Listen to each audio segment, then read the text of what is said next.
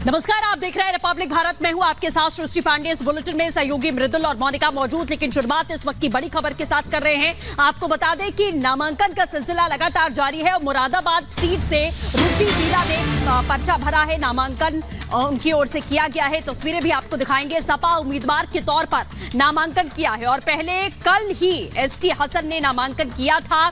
ये इस वक्त की बड़ी खबर आपको बता रहे हैं। आप देख सकते हैं कि मुरादाबाद सीट को लेकर किस तरीके से यहां एक तरीके की कलह देखने को मिल रही है। सपा उम्मीदवार के तौर पर नामांकन किया गया। सुनिए क्या कुछ कह रही हैं। और मेरा ख्याल है नॉमिनेशन कराना, क्योंकि एक समय की बाध्यता है, एक लिमिटेशन है, तो वो जरूरी है। उसके बाद आप लोगों के हर सवाल का जवाब दूंगी। मैं कुछ अफवाह उड़ रही है, एसटी हसन साहब कह रहे हैं अभी हमारा टिकट है, ऐसा कुछ है नहीं। कि कुछ तो बताइए थोड़ा, किसका टिकट है, कौन प्रत्याशी है? ये पार्टी के राष्ट्रीय अध्यक्ष जी से पूछिए या उनसे डॉक्टर साहब से पूछिए। मैं नॉमिनेशन के बाद, और मेरा ख्याल है एक लिमिटेशन है, तो वो जरूरी है। उसके बाद आप लोगों के हर सवाल का जवाब दूंगी। मैं कुछ अफवाह उड़ रही है, एसटी हसन साहब कह रहे हैं अभी हमारा टिकट है, ऐसा कुछ है नहीं। कि कुछ तो बताइए थोड़ा, किसका टिकट है, कौन प्रत्याशी है? ये पार्टी के राष्ट्रीय अध्यक्ष जी से पूछिए या उनसे डॉक्टर साहब से पूछिए। मैं नॉमिनेशन के बाद अपनी और हमारे दो सहयोगी इस वक्त हमारे साथ जुड़ गए हैं ग्राउंड जीरो से। राघवेंद्र हैं और अजय दुबे भी हमारे साथ जुड़ चुके हैं। अजय, पहले आपके पास आ रहे हैं।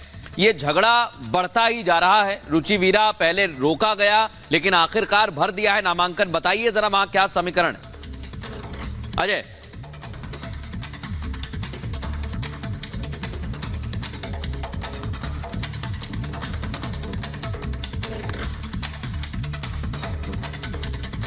तो अजय का हम जल्द रुख करेंगे। शायद अजय तक हमारी आवाज नहीं पहुंच पा रही है। तो मुरादाबाद सीट पर जिस तरीके से घमासान देखने को मिल रहा है समाजवादी पार्टी के भीतर ही, वो यहां पर निकलकर सामने आया। बड़ी अपडेट आपको पहले ये बता दें कि रुचि वीरा ने अपना नामांकन दर्ज करा लिया है। दरअसल पहले एसटी हसन अपना नामांकन दर्ज कराते हैं, फिर वापस लेते हैं। उसके बाद रुचि वीरा का नाम निकलकर सामने आता है। समर्थक विरोध करना शुरू कर देते हैं और रुचि वीरा गो बैक के नारे लगाना शुरू करते हैं, जिसके बाद उनका नामांकन हटा दिया जाता है। वहां से उनका नाम हटा दिया जाता है। फिर से चर्चा एसटी हसन के नाम की होती है, लेकिन ऐन वक्त पर एक बार फिर से यहां पर रुचि वीरा ने नामांकन अपना दाखिल कर दिया है। तो बिल्कुल ये दो तस्वीरें भी हम आपको दिखा रहे हैं। कल एसटी हसन ने नामांकन किया और आज रुचि वीरा ने पर्चा भरा है। ये तस्वीर आप देख सकते हैं। राघवेंद्र हमारे साथ में जुड़ चुके हैं। राघवेंद्र, आखिरकार मामला क्या है? एसटी हसन ने नामांकन किया, फिर रुचि वीरा से सवाल पूछा गया तो सीधे सीधे कोई जवाब भी नहीं। मामला क्या है आखिर? देखिए, आज 27 तारीख है। चूंकि पहले चरण का आज लास्ट दिन है नामांकन के लिए, इसलिए चूंकि रुचि वीरा ने समाजवादी पार्टी कार्यालय से सपा के ही अनुमति से नामांकन पत्र लेकर के गई थी। चूंकि समय कम है, अभी नामांकन भर दे, बाद में नामांकन ही वापस भी हो सकता है, लेकिन नामांकन भरना पहली प्राथमिकता है। क्योंकि नामांकन छूट जाएगा तो आप रेस में नहीं रहेंगे। चूंकि जिस तरह का माहौल है वहाँ पर एक बार सपा ने कहा कि आप रुक जाइए, एक बार उन्होंने कहा नहीं आप भर दीजिए। तो इस कन्फ्यूजन में लिया गया। हमारे साथ समाजवादी पार्टी के नगीना से विधायक भी हैं, हम इनसे जानना चाहेंगे सर, जो इस समय रामपुर और मुरादाबाद के जो हालात है उस पर क्या कहेंगे?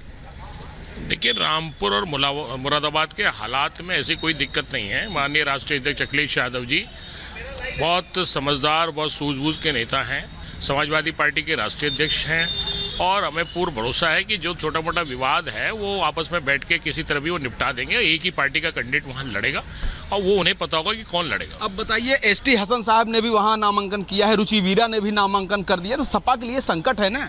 देखिए, कई बार ऐसी परिस्थितियां हो जाती हैं, वो तो हमारे राष्ट्रीय अध्यक्ष जी को पता होगा कि ऐसी परिस्थिति क्यों बनी, लेकिन पूर्ण विश्वास है कि उसे निपट करके एक ही प्रत्याशी चुनाव लड़ेगा और जो लड़ेगा वो निश्चित तौर से जीतेगा। तो नामांकन वापस भी लेना पड़ेगा किसी को? अब ये हो सकता है किसी को वापस ले या ना लड़े, जो भी यहाँ का राष्ट्रीय अध्यक्ष जी का साथ बने हुए हैं। अजय दुबे का रुख कर लेते हैं। अजय दुबे, देखिए रुचि वीरा ने अपना नामांकन दाखिल कर दिया। अब एसटी हसन का क्या, कौन सी सीट उनको मिलेगी? न रामपुर हाथ आया, न मुरादाबाद हाथ आया।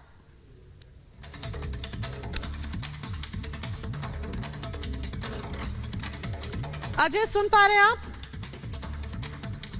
ठीक, अजय से अभी संपर्क नहीं हो पा रहा है। मृदुल, देखिए किस तरीके से समाजवादी पार्टी के भीतर ही समीकरण पल पल बदलते हुए नजर आ रहे हैं। अभी ये हालात है तो आगे जरा सोचिए कि क्या कुछ होगा। बिल्कुल, और समाजवादी पार्टी का इतिहास रहा है टिकट पहले देकर टिकट काट देना, सीट बदल देना, उम्मीदवार बदल देना, और वही इस बार के चुनावों में भी नजर आ रहा है।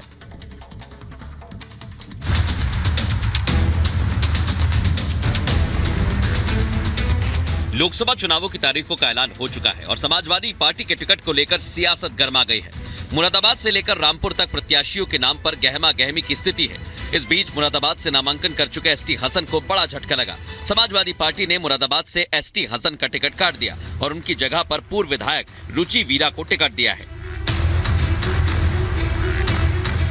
सांसद एसटी हसन को समाजवादी पार्टी का दिया गया ये झटका इस मायने में भी सुर्खियों में है क्योंकि मंगलवार सुबह उन्होंने नामांकन दाखिल किया और शाम होते होते उनका टिकट काट दिया गया और अब बताया जा रहा है कि उन्हें पार्टी की तरफ से रामपुर से मैदान में उतारा जा सकता है। ये देश का बहुत इम्पोर्टेंट चुनाव होने जा रहा है। यकीनी तौर पर हम उनसे कहीं ज्यादा वोट लेंगे। सारे समाज हमारे साथ है, हिंदू, मुस्लिम, सिख, ईसाई, दलित, सारा समाज।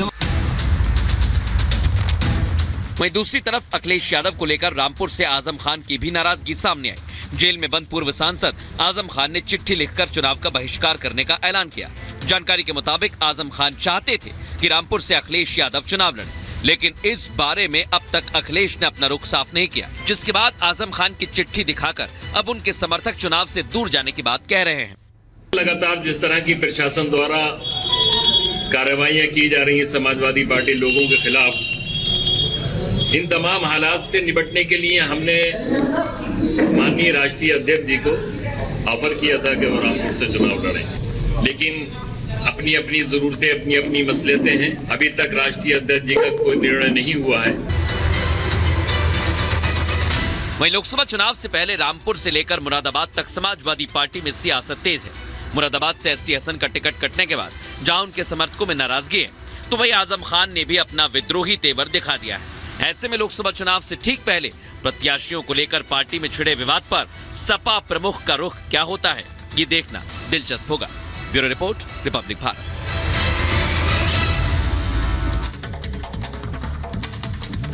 मुरादाबाद सीट का आपने घमासान देख लिया है, अब आपको लेकर चलते हैं रामपुर। उस सीट पर भी घमासान सा हो गया है क्योंकि आजम खान ने मोर्चा खोल दिया है। जेल से उनकी चिट्ठी आ गई है और रामपुर सीट से नामांकन को लेकर बड़ी और अहम जानकारी हम आपको दे रहे हैं कि वहां पर सस्पेंस बना हुआ है, सस्पेंस बरकरार है।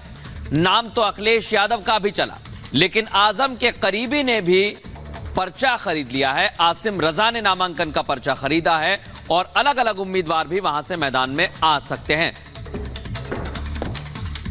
क्या कहेंगे, आज पर्चा खरीदा? जी खरीदा। अच्छा, किस पार्टी से खरीदा? समाजवादी पार्टी। अच्छा, समाजवादी पार्टी से तो अखिलेश यादव जी ने मौलाना मोहम्मद नदवी जो उनको मैदान में उतारा। अभी कोई विधिवत सूचना है आपके पास? कोई लेटर जारी हुआ? वो तो दिखाइए, क्यों ऐसी बातें करते हैं हवा वाली यार। तो इस वक्त हमारे साथ अजय दुबे हमारे सहयोगी जुड़ चुके हैं। अजय, पहले मुरादाबाद, अब रामपुर, किस तरीके का घमासान छिड़ा हुआ है? आखिरकार दोनों सीटों को लेकर सस्पेंस कब खत्म होगा?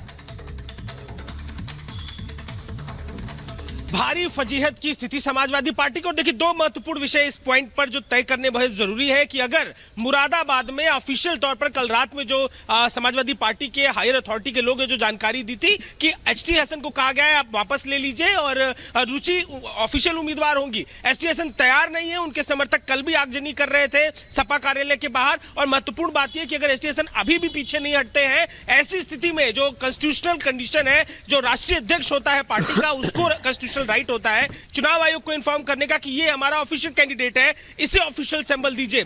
क्योंकि नामांकन दो लोगों ने एक ही जगह पर दिख रहा है कि करते हुए, दो कैंडिडेट एक ही पार्टी से दिखाई दे रहे हैं और पार्टी का ये भी है कि कोई ऑफिशियल करेक्शंस के चक्कर में उनका कैंडिडेशन रद्द ना हो जाए, इसलिए बैकअप में पार्टी ये भी सफाई दे रही है कि बैकअप में दो नामांकन करा रहे हैं। और ऐसे प्रयोग पहले भी करते रहे हैं कि एक ही सीट पर एक ही पार्टी से दो दावेदार नामांकन कर देते हैं। रामपुर में स्थिति स्पष्ट नहीं है। दावेदार एक प्रत्याशी जो कि जिला अध्यक्ष है वो जाकर पर्चा लेकर आते हैं, अपनी तरफ से कहते हैं कि मैंने दावेदारी कर दी है। और दूसरा जो मौलाना है दिल्ली के, उनका नाम बेहद संजीदगी से लिया जा रहा है। पिछले दिनों वो लखनऊ के इसी कार्यालय में रुके हुए थे, लगातार अखिलेश यादव के संपर्क में थे। पार्टी चाहती है कि एसटी हसन जाकर रामपुर से चुनाव लेकिन एसटी हसन ने स्पष्ट तौर पर ना कर दिया है। दूसरी तरफ आजम खान ने भी मोर्चा खोल दिया। आजम खान अखिलेश यादव के अलावा किसी और नाम के लिए तैयार नहीं है। तो इन दो सीटों पर जहां समाजवादी पार्टी मजबूत दिखाई दे रही थी, भारी फजीहत में बिल्कुल, दिखाई कहीं दे ना रही थी। कहीं अजय देखा जाए तो 2 सीटें ऐसी जिस पर सपा मजबूती के साथ खड़ी रहती थी, लेकिन इस वक्त वो स्थिति डावाडोल थोड़ी नजर आ रही है। आपसी जो मतभेद है उसको लेकर हम लौटेंगे आपके पास, लेकिन इस बीच हिमाचल से आपको खबर बता दें, हिमाचल में बीजेपी का प्रदर्शन देखने को मिल रहा है। कंगना रनौत के समर्थन में भारतीय जनता पार्टी प्रदर्शन करती नजर आ रही है। पूर्व सीएम जयराम ठाकुर भी प्रदर्शन में शामिल हुए हैं, कंगना के पिता भी प्रदर्शन में शामिल हुए हैं। दरअसल सुप्रिया श्रीनेत के द्वारा जो पोस्ट किया जाता है, जिसको लेकर सुप्रिया श्रीनेत सफाई देते हुए ये कह रही है कि वो पोस्ट दरअसल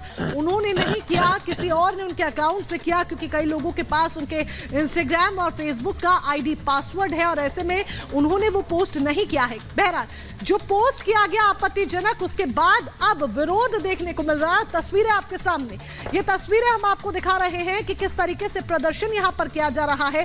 पूर्व सीएम भी शामिल हुए हैं इस प्रदर्शन में, जयराम ठाकुर, और यहां पर हिमाचल प्रदेश के मंडी की, जहां पर बहुत बड़ी संख्या में भारतीय जनता पार्टी के कार्यकर्ता सड़कों पर उतरे हुए हैं। हिमाचल प्रदेश के पूर्व मुख्यमंत्री जयराम ठाकुर के नेतृत्व में ये सभी कार्यकर्ता नाराजगी जाहिर कर रहे हैं। आप मंच पर देख सकते हैं, अभी जयराम ठाकुर मौजूद है। मैंने आपसे कुछ देर पहले जब उनसे बात की तो उनका ये कहना है कि इस तरह के टिप्पणी या इस तरह के पोस्ट बर्दाश्त नहीं किए जाएंगे। खास तौर पर वो नेता जो खुद एक महिला हैं और वो ऐसे बयान दे रही हैं, उसके बाद उस पर सफाई देती हैं, माफी मांगने के बजाय उस पर वो सफाई दे रही हैं और कह रही हैं कि उनका सोशल मीडिया अकाउंट का एक्सेस कई लोगों के पास है। तो ये बर्दाश्त नहीं किया जाएगा। और इसी तरीके से, ये पहली बार नहीं है, इसी तरीके से भारतीय जनता पार्टी के नेताओं को लेके या महिलाओं को लेके कांग्रेस पार्टी की ओर से लगातार ऐसे बयान सामने आते रहे हैं। अभी आप जयराम ठाकुर को सुन रहे हैं, सुनिए उनका क्या कहना है, क्योंकि वो लगातार कांग्रेस पार्टी